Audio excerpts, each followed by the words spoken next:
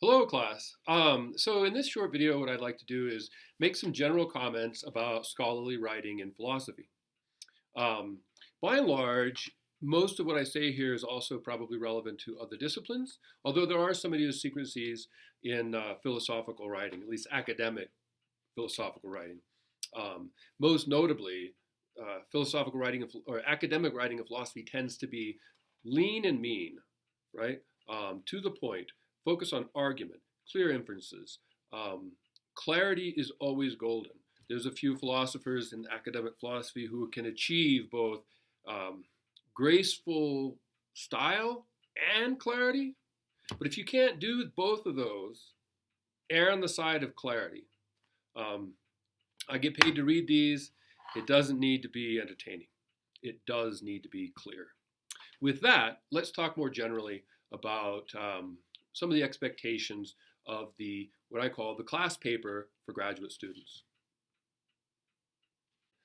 All right, class. So in this video, I want to begin by situating the work that you produce for me in this class in the context of scholarly writing in philosophy as such. That is, academic writing in philosophy. I want you to think of what it is that you're producing for me in this class in terms of writing, especially the class paper, as continuous with scholarship in philosophy as such.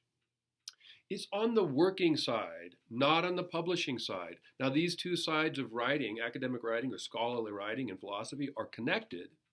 At least we hope so, those of us who want to publish. We want to move from the working end to the publishing end. The working end is on the research end, though, and your class paper is on that side of things. It's the side of things where you are trying to work out, you are writing in order to understand. Unlike the undergraduate paper, we're not waiting until the very end and then trying to put down what we've thought, which is the way we're sort of taught to write in some cases in college. We're now at the stage where we're trying to produce something, but at the same time, we're producing it with the goal for further understanding. You don't know what you want to say, in other words, until you start writing. And this is key, rewriting. The best papers are always rewritten, in part because of this research element to the writing itself, where you're writing in order to better understand what it is that you have to say. That's probably going to lead you to produce some extraneous material that needs to be trimmed after you get to the end or when you think you get to the end. So we're writing in order to, as a part of research, rather than researching, getting our ideas clear, and then jumping in and trying to write a finished product. The writing is continuous with the research. It's all a part of this work. Students can be intimidated by writing in philosophy, academic philosophy, because they're comparing themselves unfavorably to published journal articles or books in philosophy which have been through a very rigorous peer-reviewed process. Okay? You're not expected to produce publishable work in this class for the simple reason that it's incredibly unlikely that you have the time to do the reading, the writing, and the rewriting that would be necessary for that, right? You don't have the background in philosophy. That's why you're in school. So the idea here is to produce the graduate class paper, not a finished article, not a book chapter. The class paper can be frustrating, though, nonetheless, and it should be a lot of hard work. This is college. It's difficult.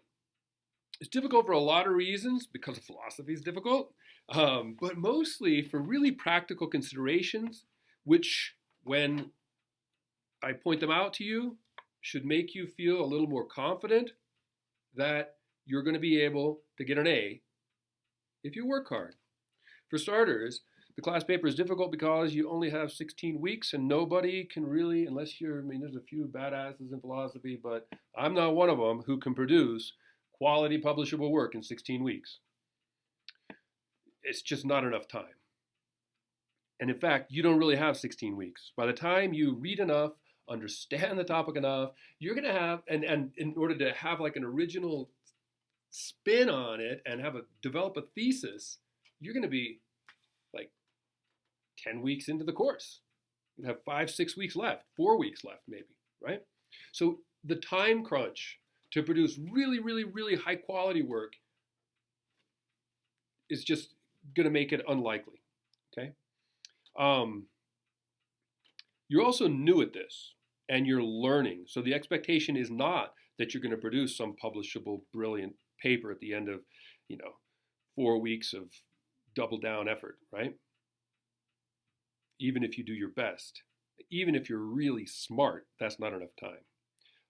And you don't have the training and expertise and the time, and you haven't read everything either. You don't have the background in philosophy. Even if you were an undergraduate major, you don't have the background in philosophy. You haven't read enough, and you don't have time to read everything that you would need to read in order to do what these journal articles do, right? There's years of scholarship, years of working papers that end up thrown in the trash, right, before you get to those final things. So you're not expected to do that. Don't compare yourself negatively to published work in philosophy. I expect you to write something that has promise, not something that is publishable.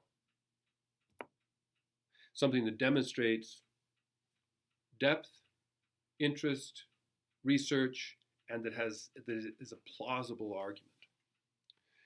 But it should be free from grammatical errors. It should be free from spelling errors because you are a graduate student.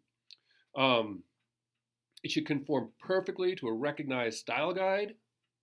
Philosophy in general tends to use Chicago, and I personally prefer footnotes to endnotes. Endnotes are when the notes are in the back of the paper, that's the end of the paper. Footnotes are at the bottom of the paper, as this example has it here.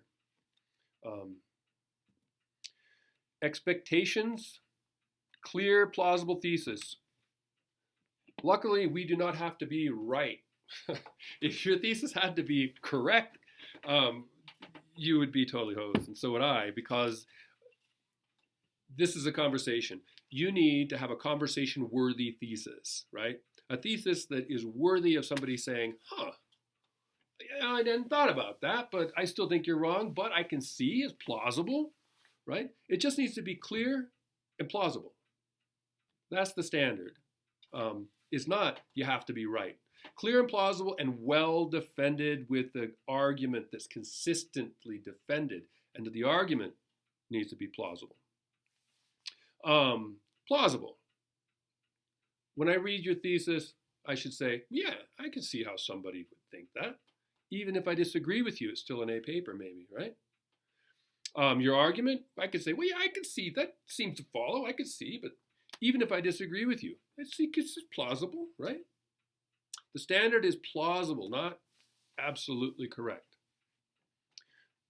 Although you should write as though you're absolutely correct, or at least absolutely certain. Again, even if you're not.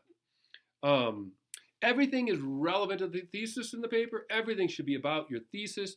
Don't wander from the thesis. Stay on track. Argue consistently all the way throughout.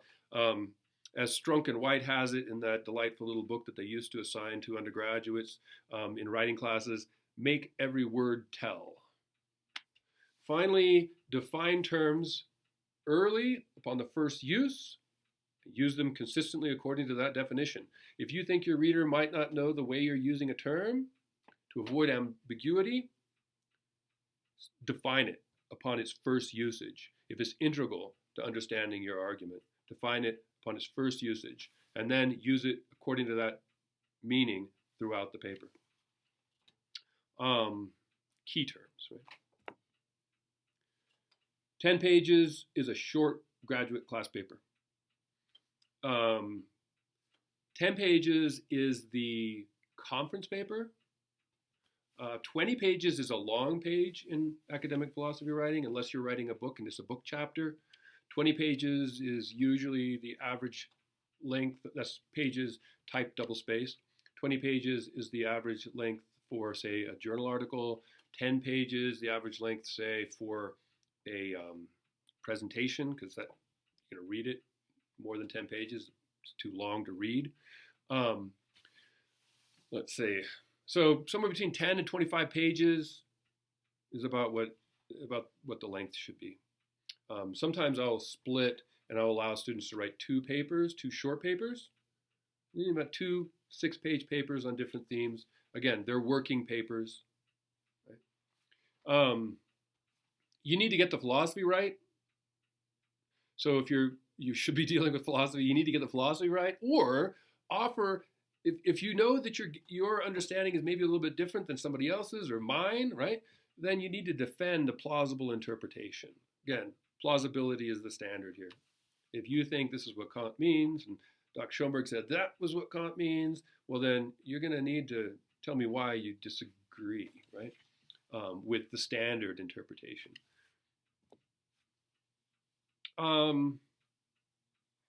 Showboat some research. Show me depth of understanding.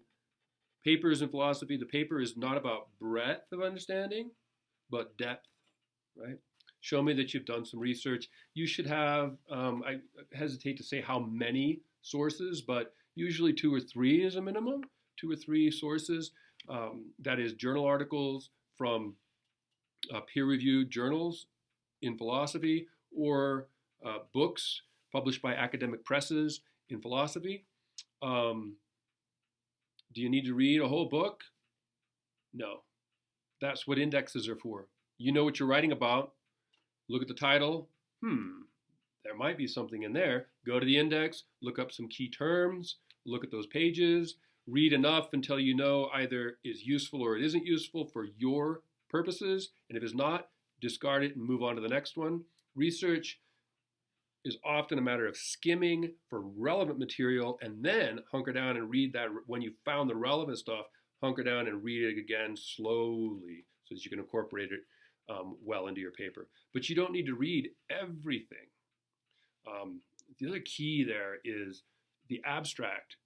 In many journal articles will have an abstract, or the first paragraph will function as a kind of abstract where they tell you exactly what they're doing in the paper, so that if it's not relevant to your research, you don't have to read the whole thing blessedly, right? Because we don't have time to read everything.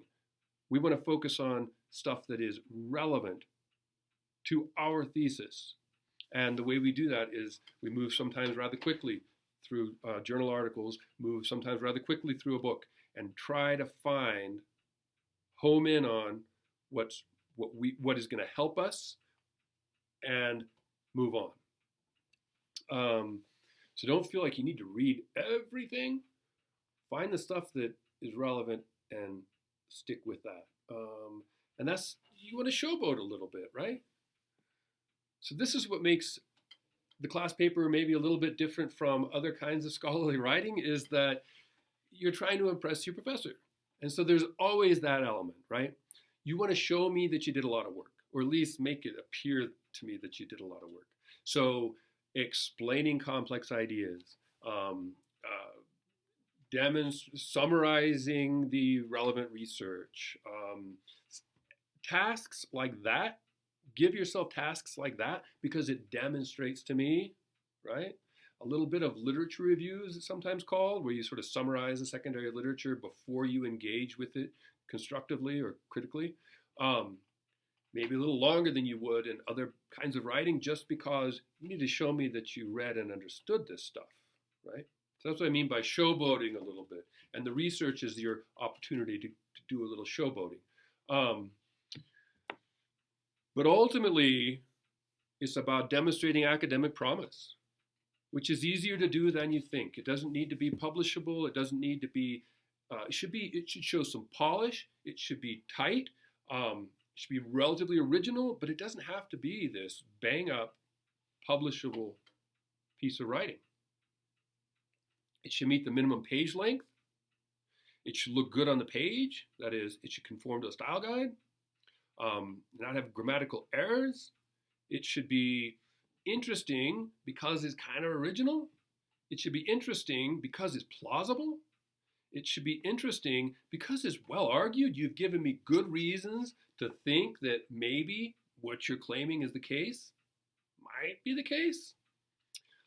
You don't have to actually convince me, but you should convince me that it has promise. And that if you by promise, I mean if you stick with this, you might eventually be really good at it. If you stick with it in a year, in 2 years, in 6 years, or whatever, right? You don't need to be polished scholar today. You need to show promise. And I think all of you are capable of doing that in the paper or papers in this class.